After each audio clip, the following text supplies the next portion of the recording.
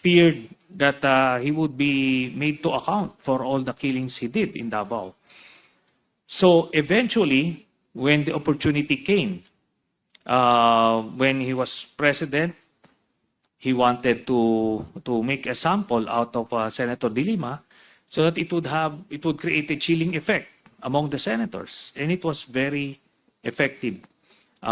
He totally fabricated the cases against Senator De Lima, and most of my colleagues in the Senate then feared that whatever is happening to Senator De Lima at the time could happen to them if they don't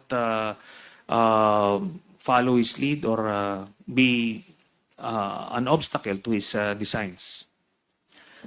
Senator Trillanes, Apo. with all due respect, but I share the observation of the Honorable Flores with respect to establishing the veracity of the evidence, should I say, that you shared before the Quad Committee. Nonetheless, Mr. Senator, I acknowledge the efforts of having consolidated all those, and at the very least, I maintain that at least it could establish the fact that you consolidated, you were able to read, you were able to take possession of all these documents that you presented before the Quad Committee.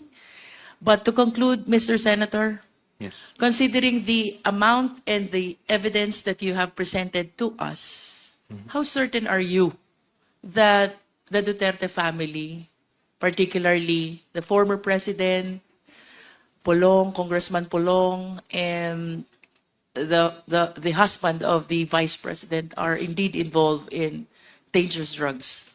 I'm 100% sure, Mr. Chairman. These were corroborated by other sources of information.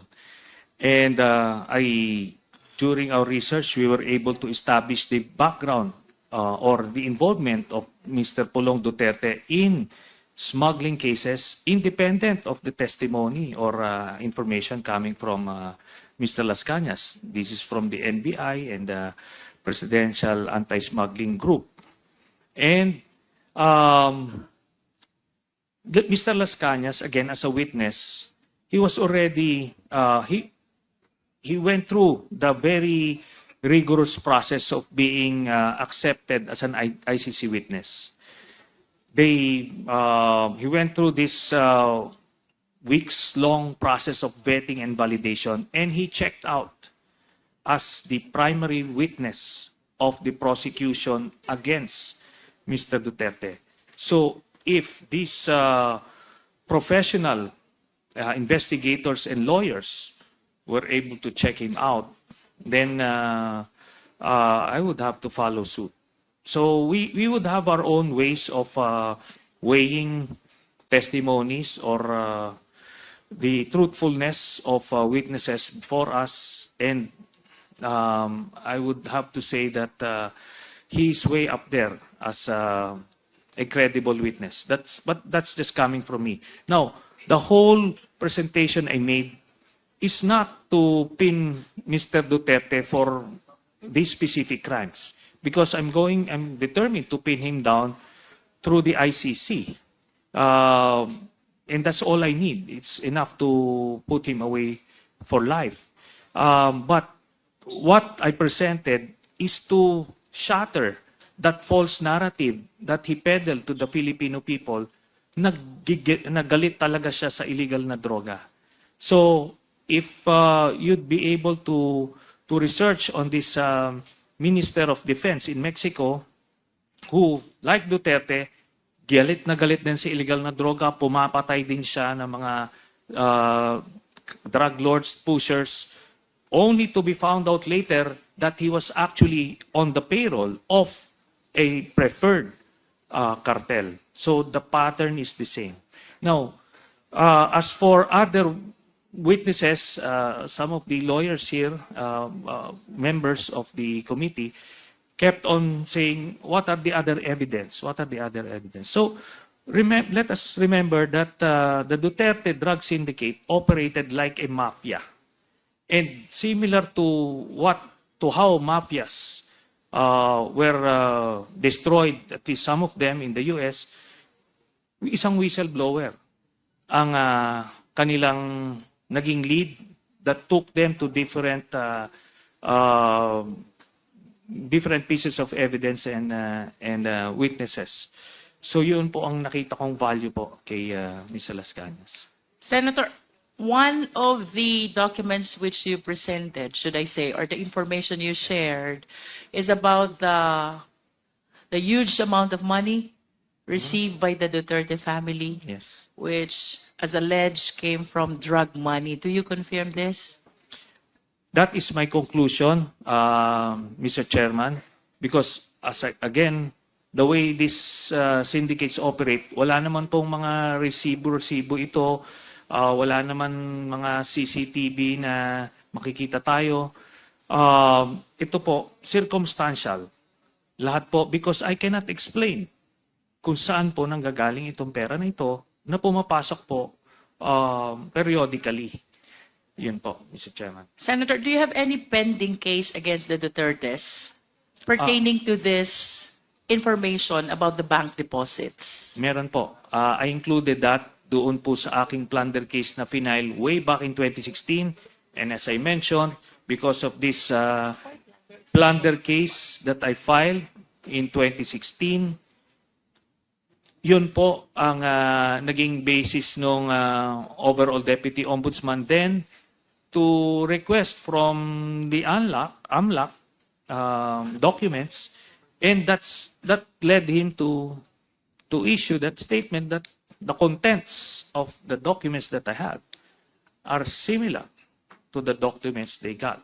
So, sinasabi ko, hindi nanggaling itong dokumento ko sa AMLAC, kasi nga po, bawal yon, pero the contents are the same. And that's all that matters to me as an investigator, Mr. Chairman. Senator, please pardon me, but I'm a little bit confused. Yes. Because if you are alleging that the bank deposits are drug money, Yeah. then why plunder? Is it not that when we file a case of plunder, it should involve government funds? Yes. Yun nga po yung sinasabi ko. Back in 2016, we were stuck in this paradigm na hindi siya involved sa illegal drugs. Kaya when the name of Sammy Uy was being flagged, we were assuming all sorts of things. Pero meron pong mga pumapasok doon, and ang information namin, part ng mga ginagamit na pera ni Mr. Duterte sa Davao is yung peace and order funds niya, which run into, at that time, around 730 million pesos per year. So similar to the pattern or what is used by the Vice President now. So meron silang ganong pondo. So that was the early assumption based on the existing paradigm at that time. Pero nung lumabas na si Mr. Sammy Uy ay involved pala sa illegal drugs as mentioned by Mr. Las Cañas, then it shifted. We revisited the bank accounts and concluded that these are drug money. To clarify, Senator, Yes. you mean to say that when you filed the plunder case back in 2016, Yeah. your theory is that the money is government fund, particularly coming from the Peace and Order Program of Yes. Davao City? No, Davao that was City. 2016. No. Davao City Davao LGU. City. Yes, LGU. And then along the way, here comes Las Cañas. Tama po ba? Yes, Mr. Chairman. Which gave you this conclusion that this is drug money. Yes, Mr. Chairman. And this case is pending with the Ombudsman.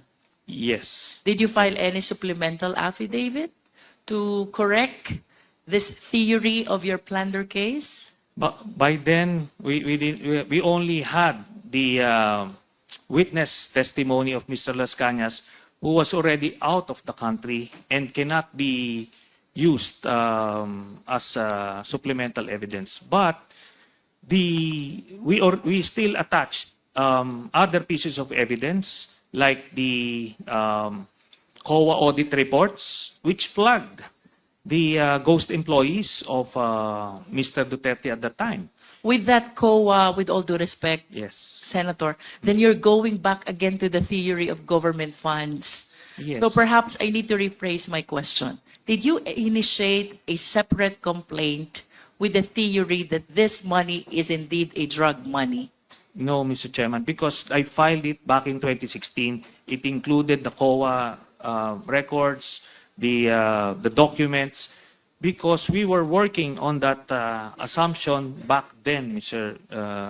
Chairman. The reason why I'm asking you, Senator, is because kanina po nung maaga pa, one of our challenges in the Quadcom investigation is how to be able to secure the freeze order. And one of the offenses punishable under the AMLA as predicate crime is violation of anti-dangerous drugs law. And I suppose that if you are intending to file an offense, a case under 9165, I wish to believe, and I'm inclined to believe, that you can solicit the help of the AMLA, perhaps to get a verified copy of the information which you are presenting are bank deposits. Yes. Well, Mr. Chairman, the evidence I got for the illegal drug smuggling case only involved Pulong and Mansa Carpio. And I only have that information from Mr. Las Cañas, who is out of the country and inaccessible, Mr. Chairman. Anti-money laundering. I just asked, Senator, my staff here to check if Anti-Graft and Corrupt Practices Act is included among those offenses considered as predicate crime of violation of AMLA.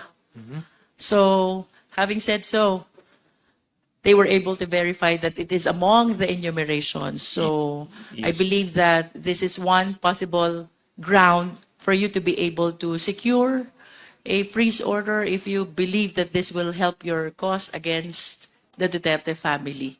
Yes, Mr. Chairman. We're looking forward to the appointment of a new ombudsman so that we can pursue the 3 plunder cases that I filed against Duterte, Mr. Chairman. And unfortunately, when when the overall Deputy Ombudsman Karandang requested AMLAC precisely because it's included, the newly designated AMLAC Executive Director, who is a lackey of Mr. Duterte, stonewalled the Ombudsman. Actually, a more combative Ombudsman should have subpoenaed the AMLAC investigation report, but unfortunately they folded, Mr. Chairman. Thank you, Senator Trillanes. I have few more questions, Mr. Chair, for Mark Taguba.